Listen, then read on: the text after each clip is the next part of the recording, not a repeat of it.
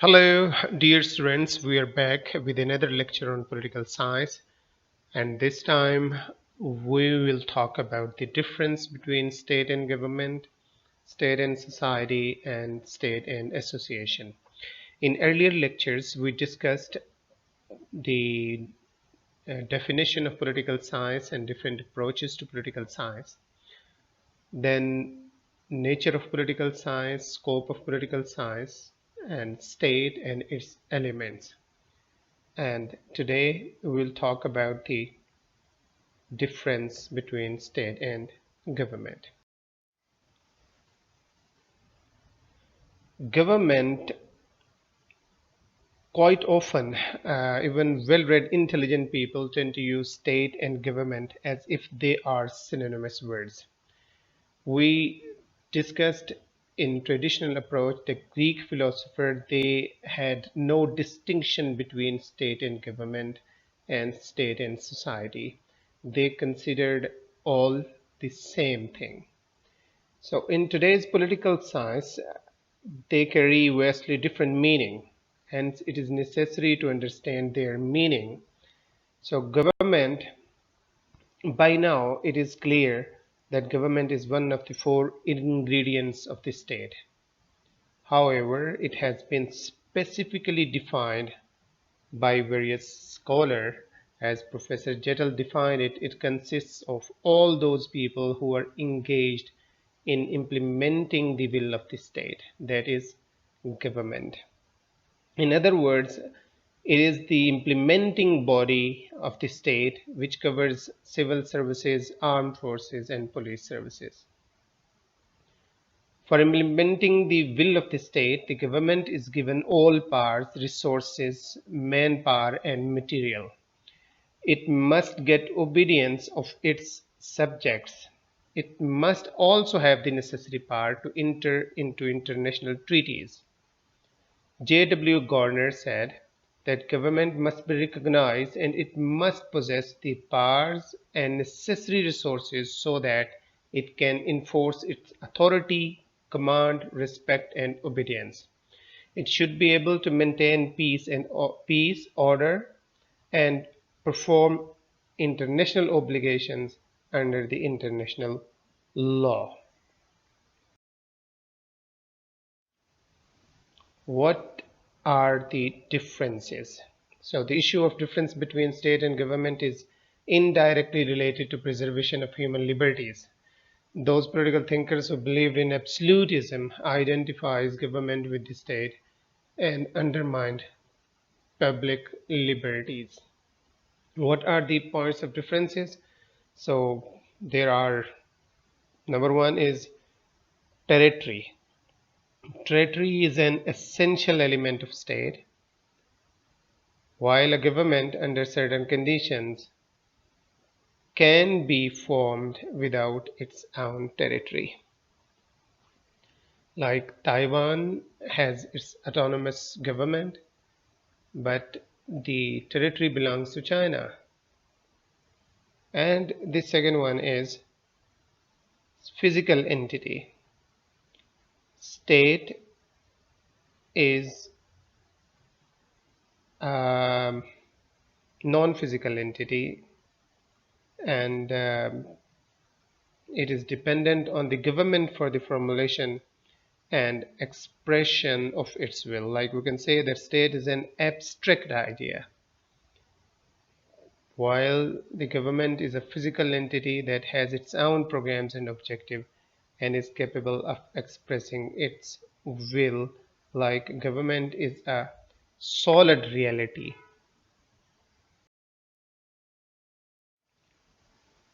The characteristics, like state has the same physical characteristic everywhere, whereas the government has different forms. Like there can be dictatorship, there can be monarchy, there can be a parliamentary form of government or the presidential form of government. So government has different shapes and different forms, but the physical characteristics of state are same, State is a universal phenomena with fixed elements. And the membership, so everyone who is a citizen of a state is the member of that state. And the government, there are few people who actually run the affairs of the government. They are only the members of the that particular body of the government, and they can be the political office bearers of executive, like the prime ministers, like the cabinet, like the people who are having the authority to enforce laws. What is a society? Society, actually, today scholars believe that this concept can be used while discussing non-human living creatures. But it is in the case of human, because as we observed by Aristotle, he defined that man is a social animal and society is nothing but a web of social relationship. Hence, it is observed that by nature as well as by necessity, man is a social animal.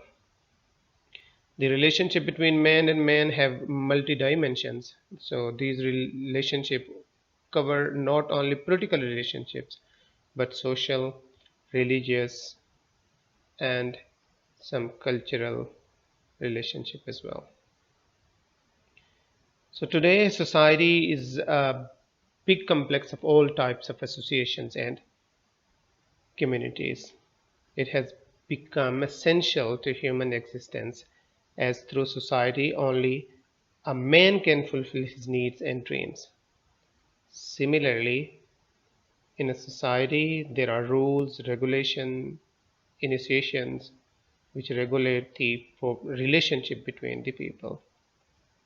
So, society is a much broader concept compared to state and government. However, a bunch of people does not become society. Similarly, a crowd is also not a society.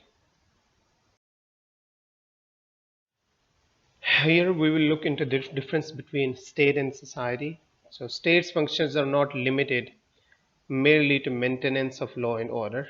It rather provides mental and material conditions necessary for the promotion of a civilized life and for the enforcement of justice. So the functions of states are restricted to creation of infrastructure in which individuals and groups carry on their normal activities.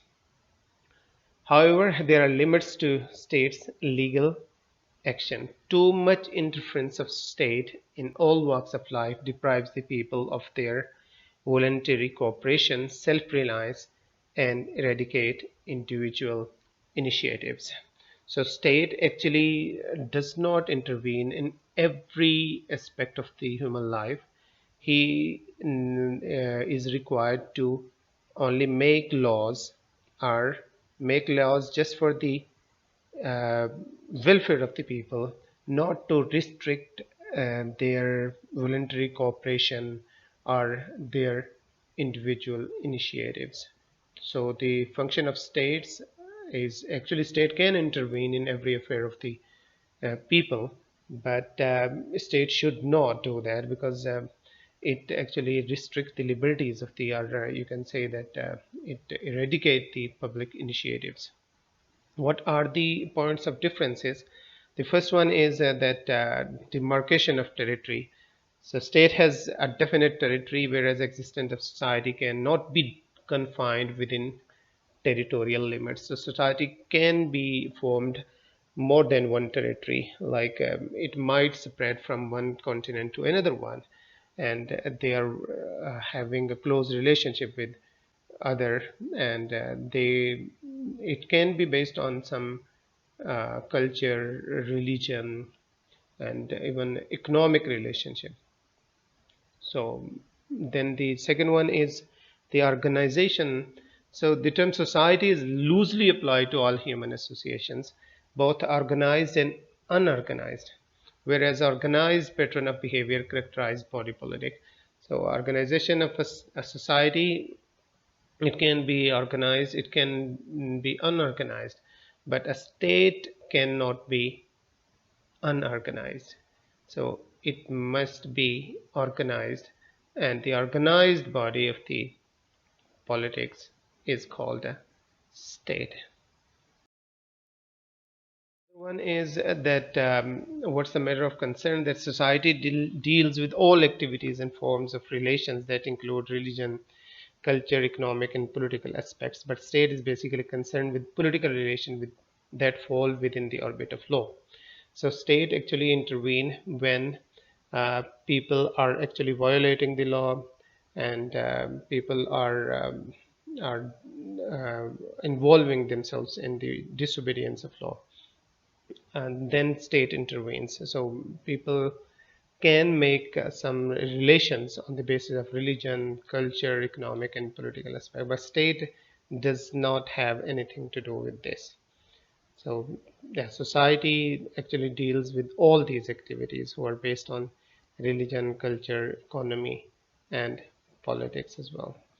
And the membership that every individual is supposed to be a member of state, and as such his rights and duties as citizens are prescribed and enforced by law. But there is no such compulsion in this respect of the membership of society.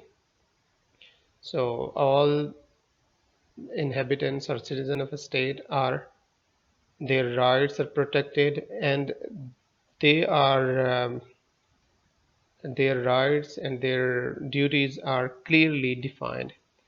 But in society, there is no compulsion of this. If anyone wants to be a member of the society, so he can, and if he wants to leave, so he can leave anytime. So there is no compulsion of that. But in a state, everyone is a member of the state, and his rights and duties as a citizen, they are enforced by law and protected by law. Rules, the number fifth one, the fifth point of difference is that organization and structure of state is well established.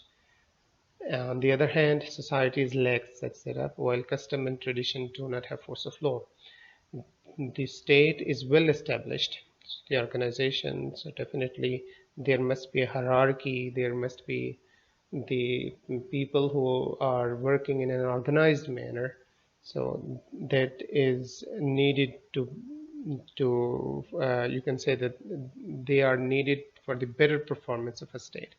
So it is always well established. While on the other hand, societies, we already discussed that it can be organized and it can be unorganized. And mostly they are actually based on customs and traditions which don't have any force of law. And the sixth point of difference is that society and state, they differ in respect of objectives. State has political purpose confined to the well-being of citizens. Objectives of society are vague and varies. So the state, it has a clear objective that it will the state come into being just for the well-being of citizens. So whatever the laws made in a state, the sole purpose, the main objective of those laws is the well-being of its citizens. While on the other side of the society, its objective can be a different one, and they are not clear, and they are vague and varies. Like maybe they have different. One society is working for something, and the other one is something working for something. But state has unique and fixed political purpose, and that is well-being of its citizens. Association, it has been defined as an organization of people operating with some fixed rules and has been formed for some specific purpose. So these rules are normally written, but in rare cases, there could be unwritten. If we compare an association with a mob,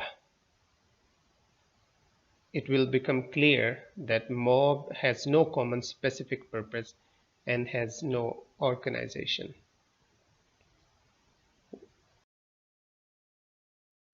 What are the points of differences that state and association? People establish different associations for the satisfaction of their mutual wants.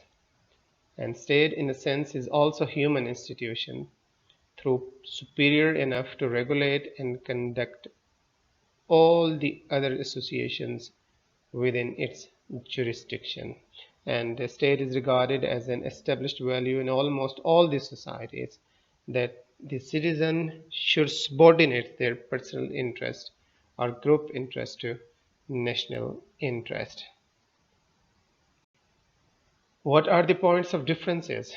Number one is state occupies definite demarcated boundaries, while the important feature is lacking in the organization of an association. The state is formed in a definite territory, so it requires, it's a basic ingredient of the state that it needs territory to be the establishment of a state. While this important feature, like association, does not require any territory.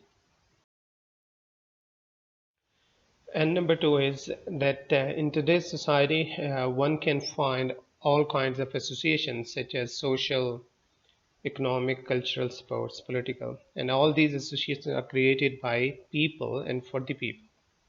And we must keep in mind that state is the supreme association, which can be called association of associations.